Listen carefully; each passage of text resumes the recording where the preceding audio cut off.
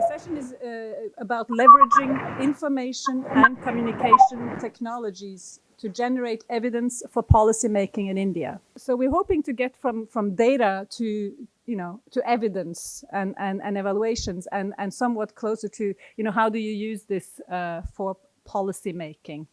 Now, let me make a couple of comments. And I thought it was very interesting that the last panel, in fact, Parth ended on this note about, why it's important to get data exactly for evidence-informed policymaking. And he referred to the recent Nobel Prize to our friends in JPAL. So I already told Aparna, I congratulated her and for this amazing award, which I think, and I'm hoping that is actually sort of going to give a boost to what I think this is, which is a boost to using to evidence in the most productive way to inform policy. It's so we get out of the post-truth era, as some people talk about, and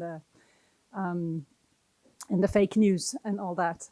Now, a couple of comments about how sort of 3IE links, the issue of transparency and open data to policy making. So 3IE is committed to transparency and open data, and we in fact launched our research transparency policy in 2018. And among the many things, and I invite you to find that policy online if you'd like to read it in more detail, but among other things, what we make very clear there is that we are committed to making openly available all the data and all the evidence that are behind any policy or program recommendation that comes out of the work we do or the work that we support. So that is, because why do we do this? Well, because, research is not for some publications. That's not what we care about. It's great if we get research and so on into publications, but the main and final goal of what we are about is influencing and policy making with good knowledge, and transparency and openness is part of ensuring that it is so that what we have produced is reliable and transparent. And one comment that was made by Avani in her last comment was around qualitative data. And for example, yes, we're already getting to see how we can deal with making quantitative data open and accessible. And we already heard a lot about how difficult that is. And the discussions we heard in this panel are exactly the discussions that we've recently heard in other fora with our colleagues in research in JPAL and DIME, etc. We're discussing the exact same issues everywhere. So yes, but qualitative data is a whole new sort of ball game, because how do you how do you make a video, for example? How do you de-identify it, or how do you make a long interview with a person de-identified? And so while we have the commitment, there's a lot of things we haven't at all cracked yet, and hoping to work together to find solutions to many of these issues that have been brought up. In this panel, we want to talk about the fact that growing technologies such as big data, machine learning, remote sensing, these present new opportunities for development practitioners and development evaluation. And in 3IE, we have been benefiting from new technologies and big data, and we see a large potential. Just to give you a couple of examples, we have recently innovated in our systematic reviews of using machine learning to basically screen the thousands and thousands of records that we identify for a review, and having basically the computer seeing how we make our decisions, and they watch us for, while we screen maybe 2,000 studies, and then we sort of, after that, when they've learned how we screen and how we think, they will basically, the machine sort of screens the next 20,000 studies, and you can imagine how much time we can save on producing that kind of evidence. We're also using big data to evaluate previously very difficult to answer development questions. So for example, we have studies that we're supporting that look at the socioeconomic and environmental impact of the Konkan railways that I'm sure most of the people in the room are familiar with in India. We are also looking at the impacts of the subway system in Beijing, in China, and supporting a study there. Also, we're supporting a study on the Uganda program of payments for ecosystem services to reduce reforestation.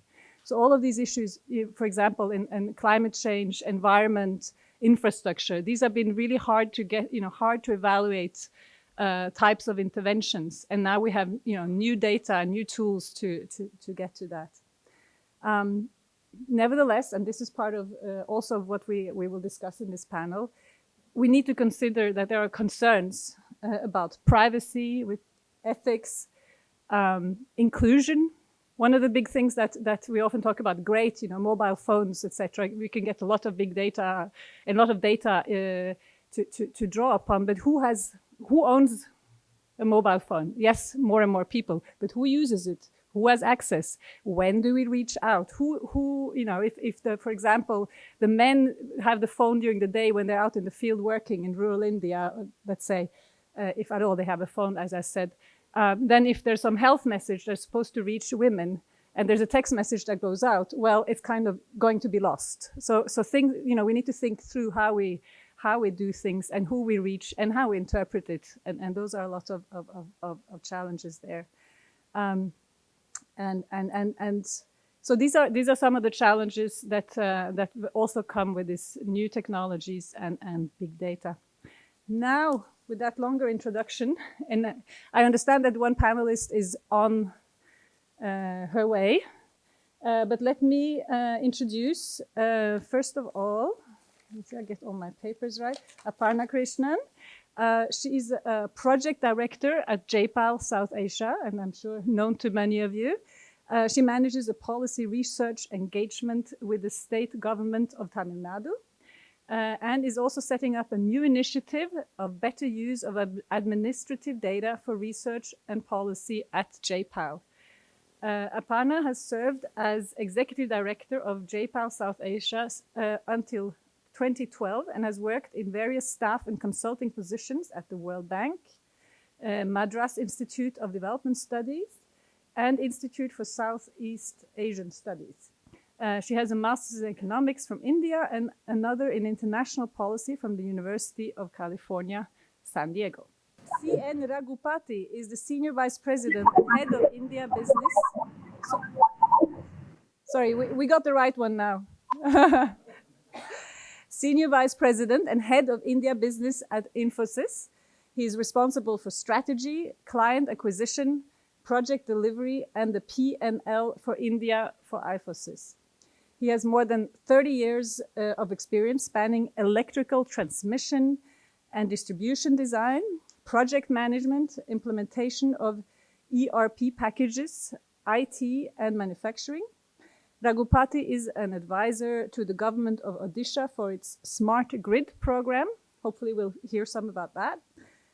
He is a member of the Bureau of Indian Standards Committee, LITD, and chairperson of the BIS Committee of Interoperability in the Power Sector.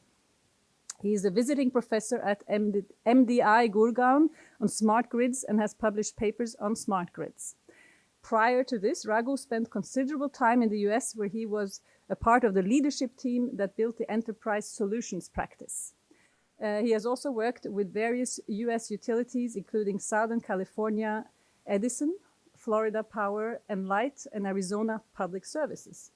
Finally, Raghupathi has his BE and an MS from the Indian Institute of Technology, Madras. So, very interesting and diverse experience. I will introduce all three. And Professor Renuka Sane is on her way, and she's an associate professor at the National Institute of Public Finance and Policy. And I decided to introduce her now because once she comes, we'll just be already into the discussions. She has earlier worked as a visiting assistant professor at Indian Statistical Institute, New Delhi, and as a research economist, Finance Research Group, IGIDR Mumbai. Her research interests lie in household finance, especially on household choice of financial instruments such as credit, pensions, insurance, and equity markets, as well as consumer protection in finance. She is also interested in research and policy on the criminal justice system in India. Her academic papers have been published in a number of journals. She was a peer reviewer for the Financial Sector Legislative Reforms Commission on consumer protection and on the research team focusing on individual insolvency of the Bankruptcy Legislative Reforms Commission. She's also a member of the Pension Advisory Committee of the Pension Fund Regulatory Development Authority. And Professor Sane received her PhD in economics from the University of New South Wales. So very diverse panel, very diverse backgrounds. So hopefully this will make for an interesting discussion. And I also hope that you will join me in thinking about interesting questions to this panel along the way, and take notes because we will open up after a couple of rounds with the panel. Why don't we start with you? And you've seen the questions. It's an open panel to sort of comment on the topics we put on the table. 5 to 7 minutes, and then we'll sort of have a flow with the panel as long as we get the rest of the participants as well. So you go first. So I had asked the panel to reflect on a few things and you to choose yourselves what you would like to discuss, and also taking into account what we've heard this morning. Sort of the questions may sort of evolve a bit, but it's about how each organization is using advanced technologies to generate evidence. Sort of what are some of the possible benefits of using information and communication technologies in the monitoring and evaluation of programs? What are the biggest concerns in terms of privacy, ethics, inclusion when using these advanced technologies? And then how can organizations build capacity for using such advanced technologies in their monitoring and evaluation approaches? And finally, what is the future of using these technologies in India? So a conglomerate of those. Thank you very much. Very happy to be here, and I also apologize. I'm recovering from a cold, so I may not be very coherent. But thanks to the first panel, I think that was a great discussion. And I was just talking to Maria over tea that this is a nice continuum, and it's made our job a bit easier as well. We can pick up from where you guys ended. I'm going to pick maybe some of these things, and I think we can talk in a little more detail through the course of the hour, and it'll be great to hear from the other panelists as well. So maybe I could talk a bit about how we're looking at emerging technologies within JPAL and the work that we do at JPAL. As most of you know, we've spent the last many years collecting survey data. And one of the big changes is in the way we collect survey data itself. And literally almost all of our work right now is on digital devices, is on tablets, is on cell phones. And there's very little exceptions where we have to use a paper method. So that I don't have to explain to this group on the advantages of using digital data, primarily on data quality, because it lets you look at data on a daily basis as it comes in. So everything that we discussed in the first panel holds for small survey data that we collect as well. So that in itself is a big step in terms of improving the quality of data that we use. What it also means is the ability to collect new types of data. So the ability to collect GPS coordinates allows spatial analysis in a way that was not possible before. The ability to capture photographs, audio or video when needed. We don't do as much of audio and video just yet, but images and satellite data has contributed a lot. Some of the most recent research, which looks for very specific measurement tools. For instance, in say, looking at exercise or sleep, there are devices, wearable devices, pedometers and actigraphs, which have replaced survey data, because survey data on some of these things is not very reliable. So that, in some ways, I think in the space of data generation, there has been an expansion in the kinds of technology that we use. It's getting cheaper. It is much more widespread. It's easier to use with internet, notwithstanding the Wi-Fi troubles that we have in every conference room. But that said, most of our work is now digital. I'm going to pause for a minute, Marie, if you want to introduce Renuka quickly, or should I continue? Welcome. My apologies for being. We just got started. So that's one part of, I think, data collection or at the piece of generation. And then we see something happening in parallel with the implementing partners that we work with. So data providers, one big section of data providers are governments. And the kinds of data that they collect, administrative data, process data, transactions data, is getting digitized. So the increasing use of digital MIS has improved the availability of administrative data for its use, but for all of the reasons that we've been discussing, the reliability and the quality or the accessibility of that data is still locked. Right? So another part of the work that we do, and a lot of work that I have been doing in my present role of working with the government of Tamil Nadu, has been trying to unlock the potential of using some of this data, relevant data, at the right time. And how do we ensure whether that data is reliable or not, and what could we use it for? And so this varies. I think I don't want to repeat again what was said in the previous section, but all of these questions on personal identified data, how do we deal with it? How do we combine data sets that sit in different silos? One part of it is, forget, making data accessible to researchers or citizens outside of government. Within governments, it's a challenge to share data from one department to another, whether it's trust or whether it is just inability or lack of a platform to share data. It is nobody's job within the government to make data available for use. A lot of it has been traditionally from bottom to top, and from a reporting perspective, this change in mindset and capabilities to use data both upwards and downwards, and to use it for planning and to use it as a tool, that is going to take a few years to change. And some of that change is happening. It's not like it's not, but there's a lot that needs to be done in that space. So some of our work has also been looking at how to leverage administrative data better. Researchers have traditionally been interested in looking at administrative data. We've always used census data or large socioeconomic survey data for sampling purposes. Measurement has been limited. More recently, I would say, we've been able to use administrative data in some places for measurement. We recently concluded a very large-scale impact evaluation on immunization incentives, which was led by Esther Duflo. And as part of that project, because it was around delivery of immunization services, the project team literally set up an MIS with the health department in Haryana to measure whether vaccines were being delivered and who it was going to, and it was the platform for determining who received an incentive or not. And that obviated the need for doing an inline survey, because you had your primary outcome measured. What the team did was actually do an independent audit of the data that was being collected. And like everyone else, we had concerns on how this data was being collected, because it was your frontline worker, the village health nurse, or the A&M who would enter data into the tablet.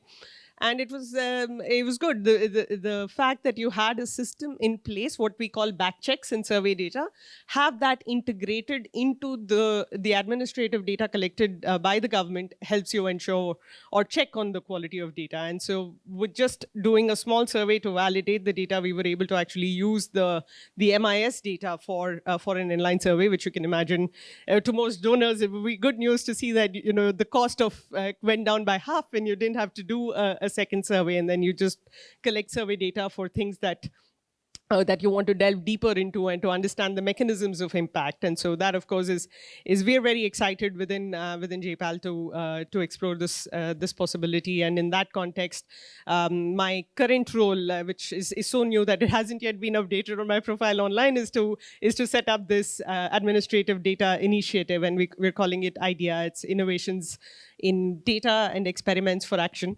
It's a unit within JPAL, but it's a dedicated team that will work with researchers, will work with data providers to see how existing administrative data, not just from governments, but also private providers, could be used better for research and for decision making. Over a lot of my work with governments has been some of it may be the political situation or unwillingness to share data, but that's often quite rare in terms of very sensitive data or things that are in the attention of the media per se. But a lot of the times it's also lack of imagination or lack of the thinking around what are the right questions to ask. And a lot of the time governments are looking for inputs from researchers, from the larger civil society on what are the questions to explore with data? Where do we start? What can data teach us? When you have these large volumes of data, sometimes you just have to play with it and look at trends and do your summary statistics to know where are the problems and to diagnose that data set. And those capabilities don't often exist within a government, at least in India or in this region. And then the second portion is a technological challenge, which I'm sure Infosys has been involved in many states in doing this, is getting that data in usable formats, in granular formats, because traditionally, because data has been used for reporting purposes, you get it aggregated at the district level or higher, and you don't often see the line list, which is sitting in the register with the Anganwadi worker in a village or with the nurse in the health sub-center. So enabling the technological capabilities, which is not unsurmountable. It's a fix, but it needs to be done. It needs to be done consciously. It needs to be, you need to make the investments at the right time and the right place to get data in usable formats, whether it is a single hub, a data repository or a hub, or whether it is a platform that can connect data across different departments. And often you would find within the health department, for instance, there are silos within a department, right? Within directorates of a department, you'll find data sitting in different places. So the challenges of dealing with unstructured, semi-structured data and getting it together in a place that can be used is another sort of gap that are there. So all of this to say that some of our work is not just around the use of data. The first order work is really about metadata compilation. What does this data set contain? What was it collected for? What are the fields? Do checks exist on the field or not? Things that we do when we publish survey data sets of completed projects from JPAL is an easy thing that we're trying to see how we could leverage that to build government capabilities, create one or two templates where state departments, which is a lot of our work is with state governments, is to see whether some of those could be adopted by departments as they start making data available. So it doesn't have to be open data or the stage 5 that we were talking about. Is really just letting people know what data is available and how it can be used. And the second is just digital technology. Some of the work that we've done with the statistics department and an evaluation department in Tamil Nadu is just enabling that department to go digital. From paper to digital, there are lessons that we have learned over time. How do we do back checks? How do you sample for quality of data? How to integrate independent audits? Those are things that is easy for researchers to help share knowledge on. And those are some things that, again, that we are hoping to do as part of this IDEA initiative, is to build some state capabilities in doing that. Sorry, I do realize I can go on about this. A lot of my work right now is on that. So I'm going to pause there, Marie, and then pick up on other stuff later. Great. Is this on? Yes. No, thank you very much, and I think that was an excellent start for the discussion, and we'll follow in further along. We sort of get into sort of how we get into sort of engage with policymakers around the questions we ask, the data, and sort of the interaction between which data we look for compared to what are the interesting questions to policymakers at various levels. I thought it was very interesting the work you're also doing at state level, and probably I'm knowing the audience a bit. I'm sure there will be lots of interest to hear more about that later. But let me now first of all welcome Professor Sane. We did read your very illustrious bio before you came in, just to save time. So, but welcome. I will turn now first to Dr. Dr. Raghupathi to as well make a few initial remarks, and then I will come to you third. And Dr. Raghupathi, I mean, you've heard first of all the initial remarks. I'm sure these have brought some thoughts also to your mind. You know, you were talking here about, you know, for example, the role of Infosys in helping produce data that are sort of available in a usable format was brought up. But more generally, you know, what are some of your initial remarks to this whole subject? And in particular, I'd be interested, you know, to hear from Infosys not only as a producer of data, but how Infosys is a user of data and how that you use it to inform your own decision making. So both sides of the coin as well would be interesting to hear about for this audience. So over to you and free flow. Yeah. So. Good afternoon. I think it's still morning, so I think we still have 12 minutes. So let me make a few corrections. I think the resume that was led was a little dated. My fault, because I should have checked it out. The last 5 years relevant to this particular audience and this particular conversation has been more about dealing with a lot of the government projects, especially in the field of public finance. So Infosys has been involved in few of the national projects, which you could say involve a lot of data.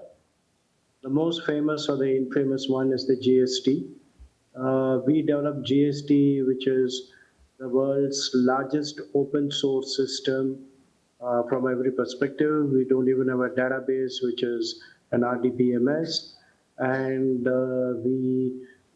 we process upwards of about 10 million returns every month.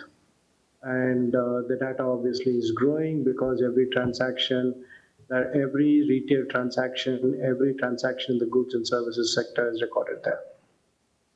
We also have been running the income tax system for the last I would say from 2009, so it's coming close to 9 years, and we further have a 7-year window to go, and we are now augmenting it using artificial intelligence and what have you. We are also running the Ministry of Corporate Affairs, which includes a lot of natural language processing.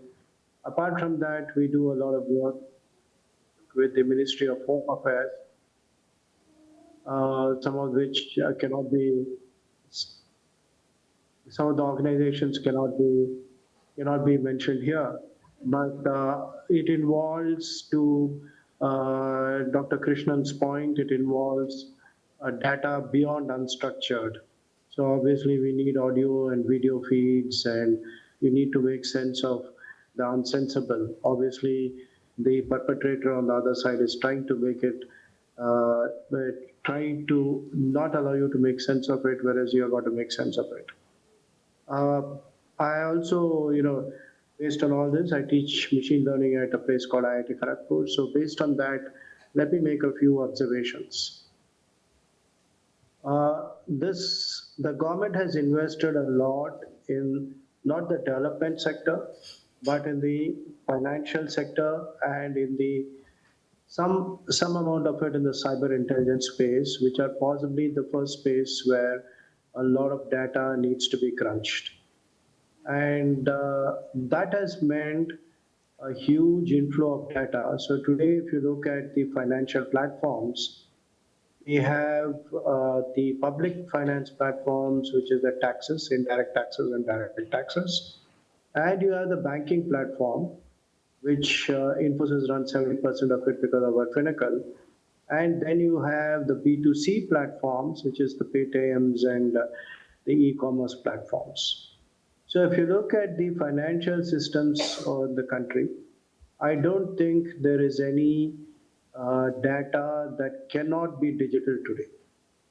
Okay, it's very rare that you will not have a digital data, because when you triangulate between the Ministry of Corporate Affairs, you triangulate between GST, you triangulate between income tax, you get and you sort of crunch them together, and you use any mathematical model, which could be either clustering or whatever it is, you will obviously get a full-blown picture of what the individual is about.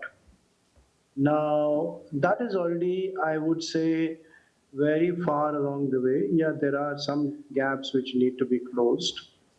And one of the gaps which is being hotly debated is where is the data to be stored.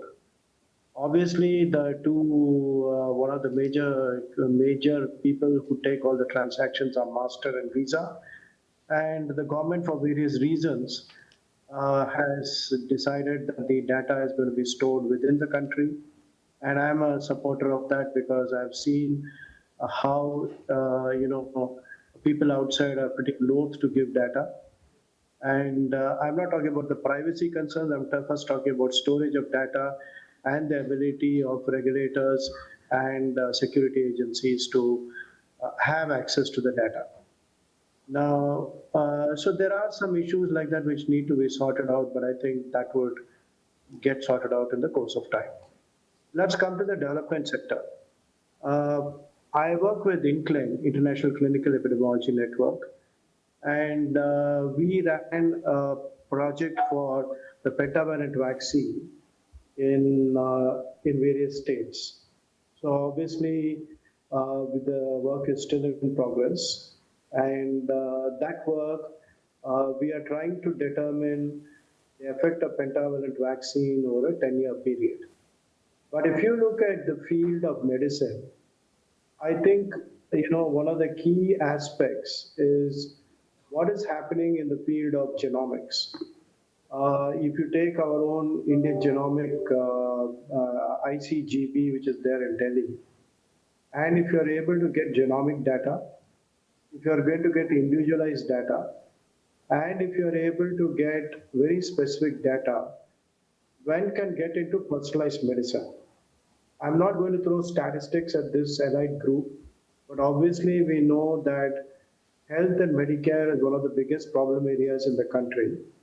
And how do we sort of get into a situation where we sort of jumpstart the West, jump across the West?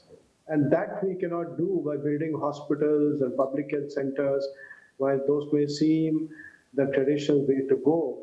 Is there a way that you can get data from health records, from genomics, etc., to help identify places where you have where you have certain diseases which are prevalent and where you can do an intervention? For example, if you look at the genomics, some of the northeast states are very prone to cervical cancer. Can you use that? Can you sort of set up a cervical cancer institute there? Now, obviously, even in government hospitals like the AIIMS in Delhi, is there a way that one can take the pathological test, the genomic test, etc., and get into a more precision medicine rather than have a sort of catch-all prescription given the number of patients that come? So obviously that is about healthcare. The second is we talk about nutrition. Now, when you talk about nutrition, one of the key problems that one finds is that there is enough of data today available, but in policy making, there is always a ism. You can call it socialism, regionalism, or whatever it is. And that tends to cloud policy making decisions despite whatever data is given to various authorities. Let me give you a simple example. We have our PDS system. Well, it was conceived at a time when it was conceived, so no comments on that. And the main procurement there is wheat and rice. Today we know that we are the diabetic capital of the world, and everybody is prone to diabetes because we replace things like ragi and millets with rice. But with all the data available, why are we not changing the PDS system? This data has been staring at us in the face for the last 10 years. So I think actionable data is also something, obviously, given, while we can speak in elite rooms like this, India is a 2 or 3 tier society, the political class, the executive class, and the judiciary. Forget the judiciary for a moment. But obviously, unless we demand that certain data-driven policy decisions are made, I think we'll continue to, sort of see a decision being made by isms or political beliefs rather than, pure data. Now let's come to education. Now, obviously, there is a lot of MOOCs is supposed to be touted as the biggest thing that got created, that sort of has been there since God created mankind. But one of the clear evidences of MOOCs, as I've been running it for a couple of universities, is the fact that MOOCs has a very limited usage because a person can switch on a Coursera course, and I've been guilty of that. I sign up for Coursera courses, I don't complete it, and Coursera has no way of making me complete it. So how do you sort of take data from here? How do you take data from MOOCs? How do you revamp the educational system in India with pure data? Now, if you're talking about how do we use data, I think there was a question that the chairperson asked me as to how does Infosys use data? Well, Infosys is a IT organization which serves many clients, most of the Fortune 500 clients, almost 400 of the Fortune 500. I would give my experience over there that a lot of that decisions by the younger generation of leaders, be it in the government or the private sector today, is not ism driven, but very data driven. And a lot of what we see, data is going to get available, a lot of data is going to get available. But from a technology perspective, do you have the map and do you have the visualization to be able to make sense of it? In a sense that what are the sort of neural networks you're going to use? What is the correct, for example, in medicine, it is Bayes, probability is possibility, the best mathematical method. So all these is what we grapple with as computer scientists as to how to make this happen. And how do you sort of present this to decision makers in a way that they sort of get it? Like yesterday, I was having a conversation with Shekhar. The aeroplane is a very, very complex object. So as an engineer, I can say it's as complex as it gets. But when the pilot drives the aeroplane, the pilot flies the aeroplane, he is given a dashboard and it doesn't go around and tell him, all sorts of parameters which are happening inside the engine. It only gives him a few values where he can take a judgment very quickly. Now, these are the sort of, I would say, data points that we need to put for policymakers in order to get them there. In summing up, I think, at least from the Indian government perspective, because I work a lot with the Indian government and with NITI Aayog and others, there has been a whole lot of effort, especially towards the revenue side of it. And I think it's almost done. That could actually lead to secondary data for the development side. We'll discuss that a little later. So I think we are on the right track. From a technology perspective, I think the lot of technology is there. Call it open source, call it Google's TensorFlow, call it anything that you will. Quantum mechanics is also coming in.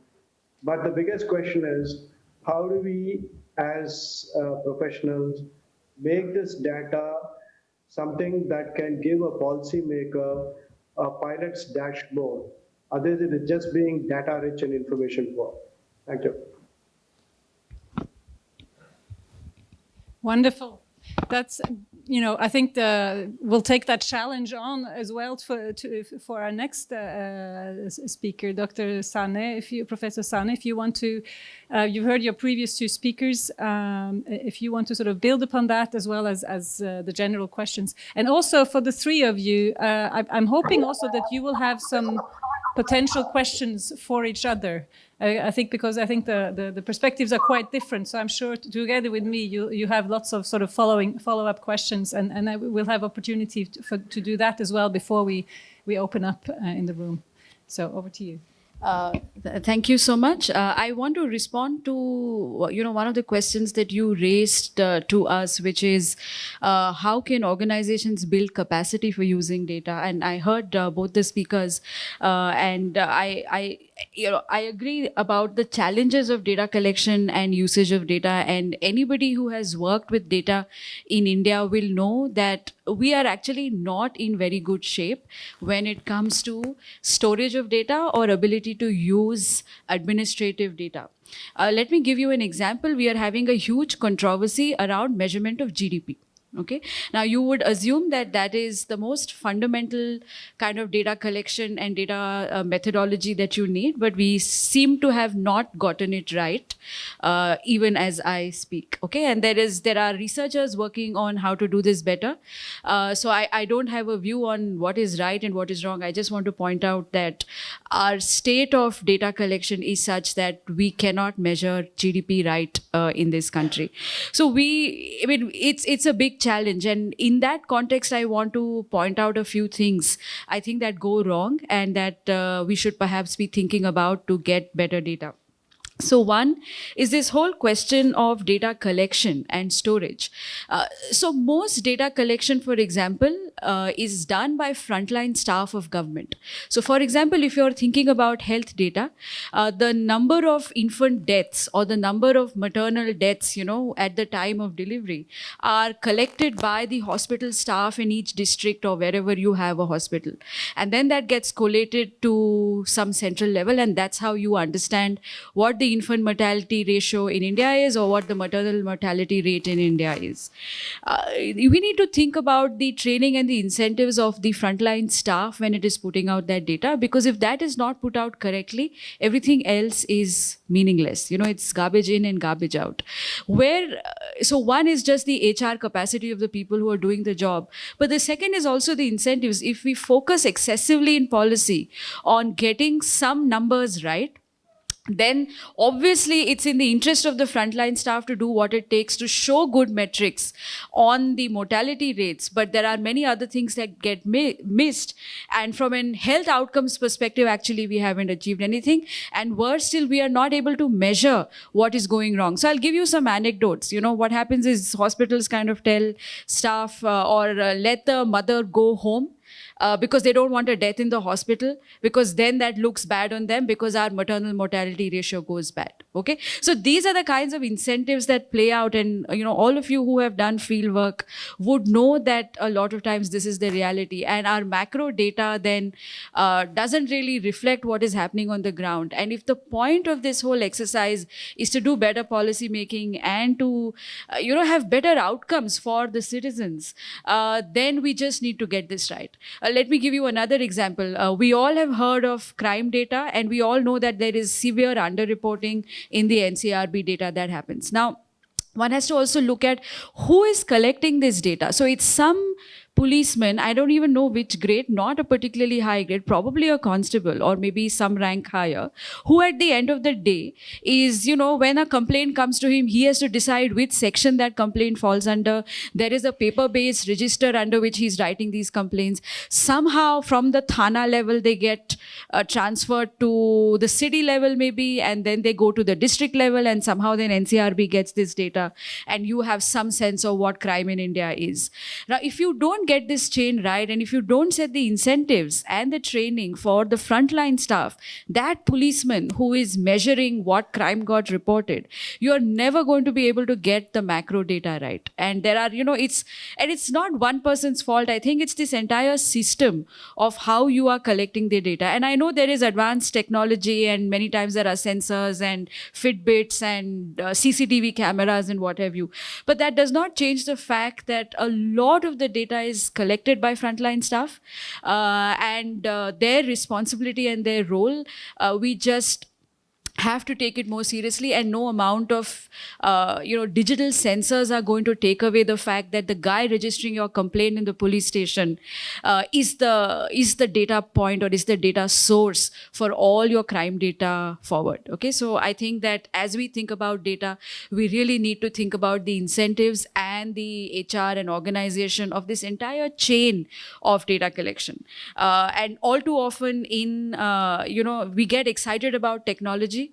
And of course, technology is great and it might solve many problems, but I think we are forgetting that there are more fundamental problems in the way our data systems are managed. The second point I want to make is on this question of business process reengineering. So, in the case of courts, for example, we love using the word digitization, and everything in India is now going to be digitized and all problems are going to be solved. However, digitization has often just meant scanning documents and putting them as PDF. That is not digitization. And I think that we need to reorient our conversation around what digitization means and bring in concepts from, such as business process reorganization completely, to again build the entire chain of how this data is collected, how the data is stored, and then how it can be used. I think that this whole focus on digitization needs to become more nuanced about what digitization is, and maybe we should stop using this word and start thinking about how to do process reengineering so that we actually achieve what it is that we want to achieve. And finally, I want to end by talking about feedback loops. While there are many things that may be happening, my sense is that the appetite to have an honest discussion about what is going wrong in many of the initiatives just does not exist. So, until you have feedback loops between people who are creating the systems and people who are using the systems, you are not going to get to a better equilibrium. Because, where are the feedback loops on whatever data sets have been created? Maybe they exist in private conversations and, we as researchers don't see them. But at least then we would love to hear about what came of those discussions between the experts who are building systems and perhaps the few experts that have been allowed to use the systems, because I think that is very useful in thinking about data ecosystems. And I think that, as a community, we need to be more open about discussing what is going wrong with the way data is collected or with new administrative systems that are being built. And this also kind of brings me to the point about we have no way of sharing data such that both parties can be comfortable. I think that I understand the need for privacy. I understand the need for, let's say, anonymization of, you not wanting to share a lot of sensitive data with researchers, for example. But there are ways around it. There can be NDAs that can be signed. There can be some technological solutions on what data is shared. But we don't seem to be exploring many of this. And perhaps this is this is just the breakdown of trust between both parties. The government or the administration does not trust researchers, and somehow researchers are not able to, speak to the administrators. And it again comes back to feedback loops being broken. And I think somehow we need to sort of open this conversation up so that there are more of these arrangements where data is analyzed or where the systems are analyzed and where one is openly able to discuss what is going wrong. Of course, no system is ever built in a day, and we all evolve and we all learn from how systems grow. And I think that it would be important, if we are thinking about better data for policy making, that we start confronting what is broken and how we may want to change it. Thank you. Thank you very much. Wonderful reflections. I did note down this famous quote of what is measured matters, which you brought out, and it is is a problem not only in the health sector. It's a very we know that from many examples, but basically that together with incentives can also be quite lethal in some cases. So some very good also cautionary notes. Now, for the three of you, reflecting on what I've heard, I mean, it's sort of about, making the most out of existing data for policy making, and that we still have a way to go on that. but also a very sort of clear call for sort of mitigating the bad, in a sense. And one of the things we heard in the previous panel, or what I heard maybe between the lines, is there was an example of the private education organizations that sort of are worried about putting some of their data out in the open, almost because of a clampdown sort of from government. So usually we're sort of talking about open data being good to keep the government to account, and that's why we think we are for it. But if there's also sort of some sort of potential overreaction on government side that sort of make organizations weary of putting the data out there, that's also an issue. So if you can reflect more on both the policy making side of it, how do we get then to that, how do we coordinate, how do we, what kind of organizational or institutional structures could be there to have that dialogue in an Indian context of making the most for the good and mitigating the bad. And then this issue of quality that came through very much in your last comment. How do we ensure that that things are measured the right way and used the right way? And then the whole issue of privacy or privacy, depending on which English you speak. One of the things that I heard at the conference recently on transparency and open data was somebody exaggerating quite a bit, I thought, but they were basically saying whatever that you de-identify today, there's like some people out there with their sole intent and huge computing power and their sole intent to re-identify those data, and if they can't do it today, they will sometime in the future, it will be possible with some type of big data. So how worried should we also be about that? So I think we'll take another round, but also if you want to comment on anything else from the others, Dr. Krishnan, if that you've heard from the others, please go ahead. Maybe just a couple of points on the data quality, and that's central to everything that we're discussing. I think some of the issues that we know will transcend from paper data collection to technology data collection, if exactly as Dr. Renuka said, is if you haven't thought through those processes, right? So technology is definitely not the solution to solve the problems, fundamental problems in measurement. And those have to be solved just by good practice and good ethics and good transparent data collection and transparent use of data. So that, I think we should bear that in mind for sure. But what it does help, I think, is provide a way to overcome those challenges, things that seemed impossible to solve because, yes, of course, it's never in the Anganwadi worker's interest to report on malnutrition data because it is more work for her. So the person responsible for service delivery cannot be held accountable for the outcome. Outcome measurement has to be different from someone who's recording data on process.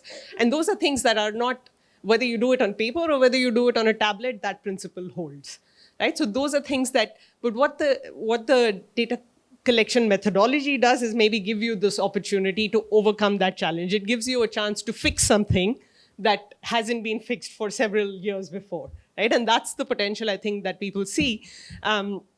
That's one part of but that said, I think documenting what measures are in place for data quality, so feedback loops all through the line, right? Not just what happens in terms of use of the data, but also how's the data collected, who uses it, does it flow back down to the person who's actually collecting the data? Do they see that somebody above the line is using or is reviewing the data? There's several studies from JPAL that you would have seen that show that just attaching biometric devices in health clinics does nothing, just giving laptops or tech devices at schools in the absence of attention to pedagogy or learning does not improve outcomes by themselves, right? So that I think this dialogue for feedback loops and review is important, and how do we enable it in this context of using better technology? Because with PDS, with a lot of the health data as well, you'll see people getting reports and visualization faster and in more usable formats, right? People get their SMS, you have these computer screens with map-based interfaces. So it does become easier to review, which I think is a big change from the previous system where you had these big registers and compiled Excel sheets that come out. So it does give you this window of opportunity to fix some of the quality and the review issues. On the privacy side of things, I think I'm just jumping ahead. That was one thing perhaps none of us talked in much detail about. I mean, personally, I would just definitely advocate caution at this stage where legislation has not yet caught up. Aside from the Aadhaar Act and maybe just the confidential information definition in RTI, we really have no legislation until the data privacy bill is tabled and is made legislation. And beyond that, there will, I'm sure, be multiple iterations. There is a data accessibility and something policy. There's an NDSAP at the national level, which lays out a framework. It talks about the role of data officers in every department and in every state, but it stops short of defining what they should be doing. And that's left to the state governments. So some of the state governments we're working with are also thinking about these issues. So the Tamil Nadu government, again, using the example that I'm familiar with, is thinking about a safe and ethical AI policy, artificial intelligence policy. They're looking at blockchain, but before that goes forward, they want to think about what does it really mean in terms of safe use of technology.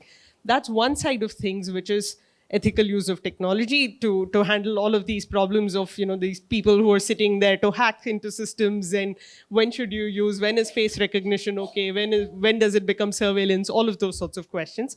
And then there is data use policies, which I think are different. And I think also over some of the years that I've been working with, open data is, I think we need to separate out open data, public use, accountability, transparency questions with data use questions. And data use needs a separate policy as well. And that is really about the value of demonstration, right? You have to convince the policymakers or the data owners on the usability of the data, and not just for process work, right? So I think the health department or the education department definitely sees the merit in getting back their process data aggregated and at the line level for their routine processes. Should we build more schools? Where are the teacher vacancies? Should we respond to a dengue outbreak? So those are the low-hanging fruit, which I think governments will figure out anyway, sooner or later, and there is a need for that, and with cheaper and better technology, that will happen. I think the bigger questions on what happens to, say, PDS offtake when there is a natural calamity. Can we use cell phone data to track or understand migration patterns, poverty indices? A lot of researchers are using that. What can we learn more about the problems that we're facing that we haven't solved over the decades, which involves actually looking at different sets of data sets together, a combination of administrative data and survey data. I think that's where the bigger questions for most of us in this room who are looking at research and data use beyond sort of monitoring and process goals. I think that's where the challenge is. And there, I think all of these privacy concerns do become important, right? So there is this trade-off on more granular data is always better, helps you do more. But then in the absence of systems and policies that define what data becomes available when and to whom and under what conditions, you need the MOUs and the NDAs in place. You need strict protocols for checking. Without that, it does pose a danger, and I don't think we should underestimate that, because it is possible. Personal PII data is not just a name and an address or gender. You forget, if you remove the name, but if you have a GPS coordinate for a location, you have some descriptive information about the household. Somebody who wants to do it can, of course, go there and find the person. But that, of course, involves the expense or the effort of the person going and doing it. You may not be able to sit in an office and do it, but to the point, on a concerted effort, it is possible to re-identify a data. So I think there are many, many open questions, which probably requires an interdisciplinary work which often goes into lawmaking or legislation. You need legal experts, you need data scientists, you need people who think about ethics, about storage, about technology to come up with these questions. And sadly, we don't have any of that right now. And so it's incumbent on us as data users and on data providers to put in these protocols in place as we think more about data use. And I think all of us come from very different perspectives on which side of the data generation or the data use process we're in. So it's both interesting and I think challenging to bring it together, but I'm glad to open up. Great. No, thank you very much for the reflections. Straight over to you, Dr. Raghupathi. If you have some reflections on what you heard. Actually, I had a specific question to you because you were talking about all these extremely important type of data that you're managing and running, like the income tax system, I think was one of the early ones you mentioned.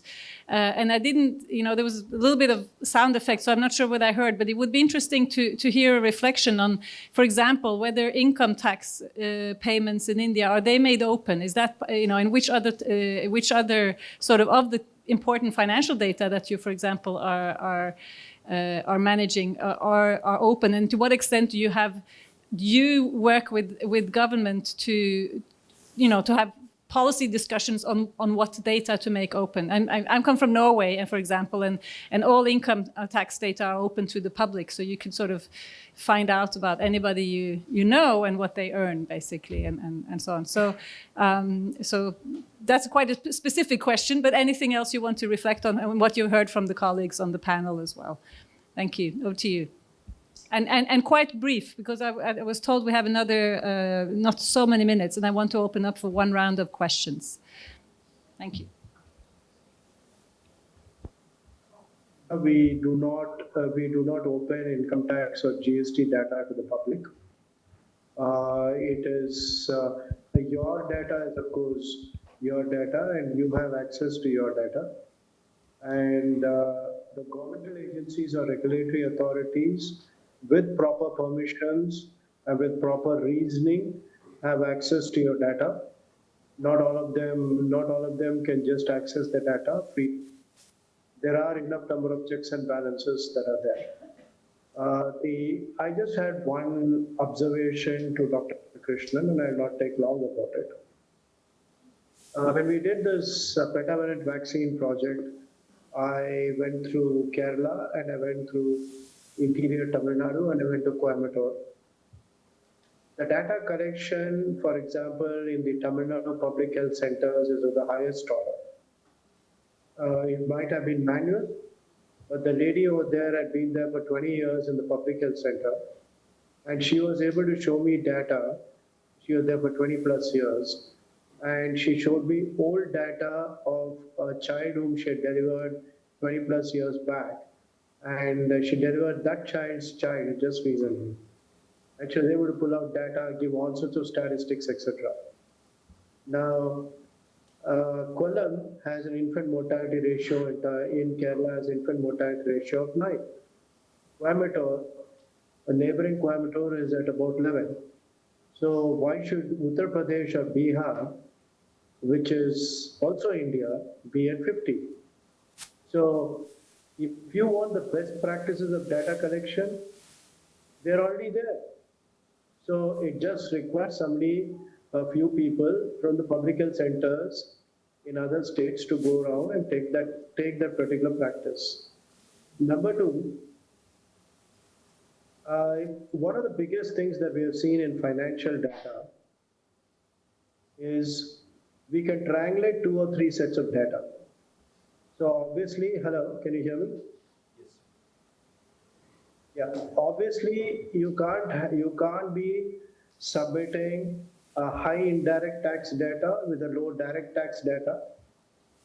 You cannot go into, we sort of cleaned up the Ministry of Corporate database with a list of directors. We found many directors where, gardeners of the people who had floated companies, they were just shell companies for various purposes. This was done using triangulation of data. There is no reason why the same triangulation of data cannot be done to measure quality of the data in the development space. Okay, and we have all the data in the world. And it's a question of writing a math, it's a question of writing an algo, it's a question of writing the compute software. So I just stop with these 2 points. And I know Dr. Renuka and myself have this one about personally identifiable information, which we discussed, I think, in our last panel we were together.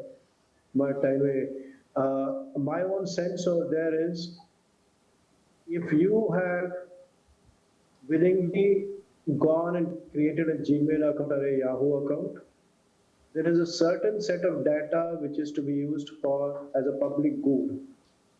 Okay, that you cannot prevent. Yes, there will be a certain set of data which has to be prevented from falling into the hands of commercial people who do all sorts of math on it to determine trends, etc., etc.